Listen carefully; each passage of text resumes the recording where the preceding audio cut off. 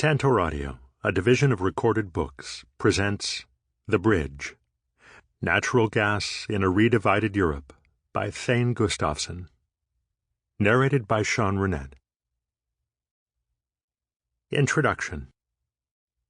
3 decades after the fall of the Berlin Wall and the end of the Soviet Empire, the West faces what it thought it would never see again, a new era of East-West tensions in a redivided Europe.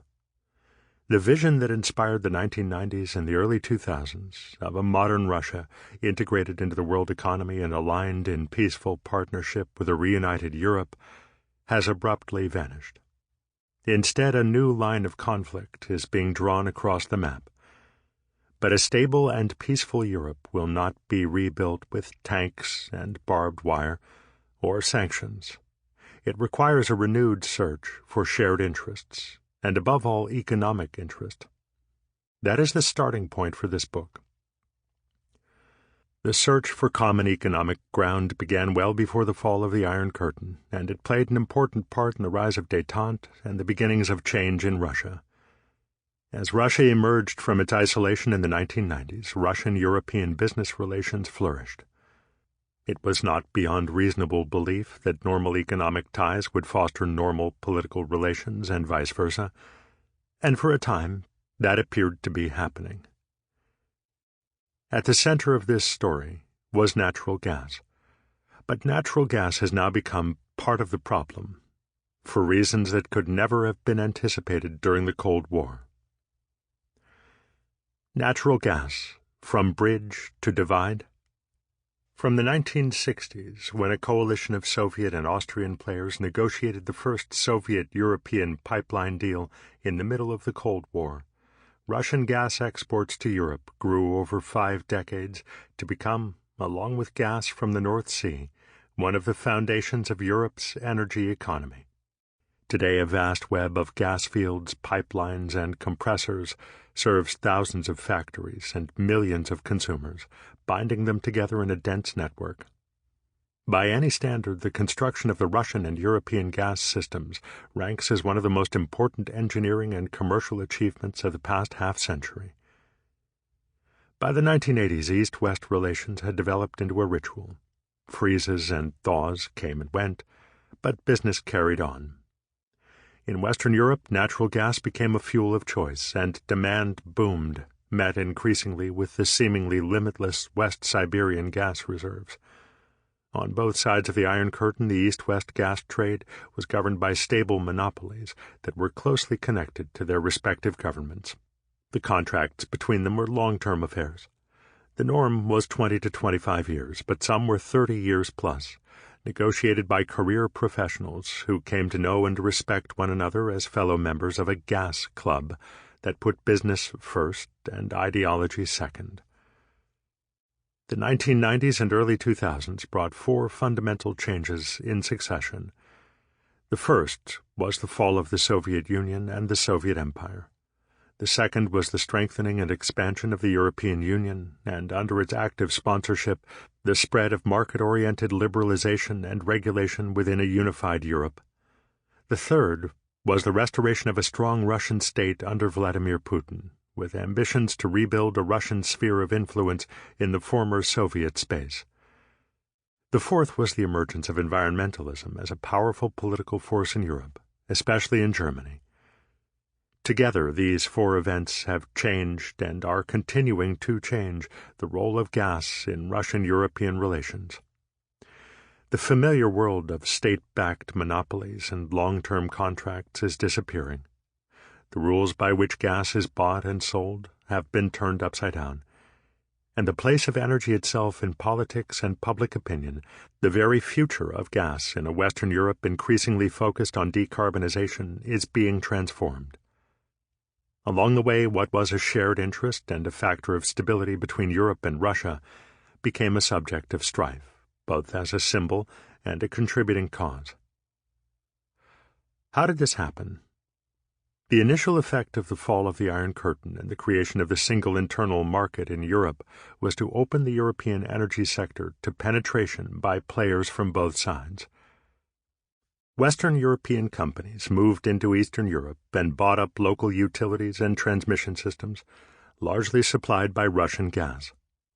Russian companies, especially the Russian gas monopoly Gazprom, moved west and south into Europe, forming partnerships and new ventures as they sought to build an integrated gas value chain in Europe, from the European borders to the burner tip. At first, this was hailed as a positive development. In the early 1990s, there was a flowering of optimism and entrepreneurship across the previous divide. But it did not last. In Russia, the initial commitment to a market-led economy in the 1990s gave way by the mid-2000s to an increasingly nationalistic version of state-led capitalism, and energy became, for the Kremlin, an instrument for the re-establishment of a Russian sphere of influence in the former Soviet Union and Eastern Europe. In Western Europe, the drive to create a single European space evolved, by the early 2000s, into a supranational legal and regulatory structure based in Brussels, driven by militant, market-oriented doctrine and armed with formidable enforcement powers. Even as Russian state capitalism moved west, the European Union, EU, and its acquis moved east, reaching the borders of the former Soviet Union by the mid-2000s. The two soon clashed, especially in the area of gas.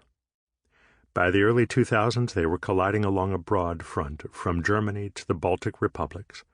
Economic relations that had initially supported cooperation and partnership became causes of discord and conflict, which intensified as Europe's indigenous sources of gas began to decline and its dependence on imports grew. In Eastern Europe, dependence on Russian gas came to seem increasingly threatening. Growing conflicts over gas in Ukraine poisoned the atmosphere.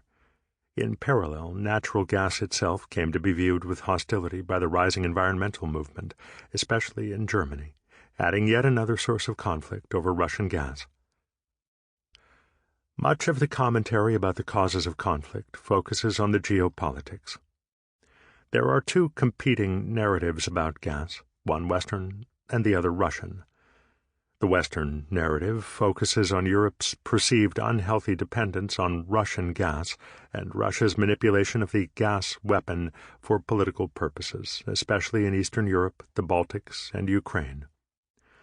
But in the Russian narrative, the source of conflict is the aggressive eastward spread of EU law and regulation motivated by anti-Russian hostility, in disregard of commercial precedent and economic rationality, especially in Brussels.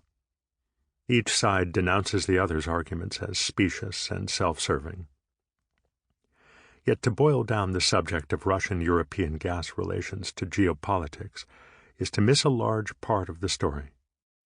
In parallel with the competing geopolitical narratives, there has been an upheaval in the commercial structures and business models by which gas is bought and sold in Europe.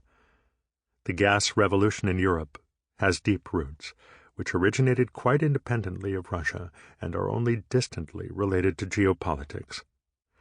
And finally, there is the emerging environmental issue in Europe and the growing boom in renewable power, to which the Russians until now have hardly been a party at all.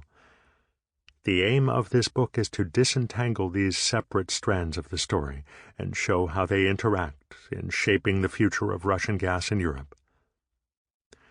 The economic fundamentals remain compelling. Europe needs gas and will continue to do so for decades, and Russia has gas in abundance. Despite the heated geopolitical rhetoric, the gas business carries on. Indeed, the gas bridge is being rebuilt around new principles, and at this writing it is prospering. Recent gas negotiations have shown flexibility and adaptation between Russian sellers and European buyers, and commercial logic has driven significant compromises, particularly on the Russian side, as Gazprom has responded to commercial and regulatory pressures. In Eastern Europe, governments are taking steps to diversify their energy sources and manage risk. In addition, developments outside Europe, the rise of shale gas in the United States, the expanded use of liquefied natural gas, LNG, as an alternative way of shipping gas, China's booming demand for gas, and Russia's pivot to the east hold the long-range promise of lessening the centrality and sensitivity of gas politics in Europe. but geopolitical risk. Sample complete. Ready to continue?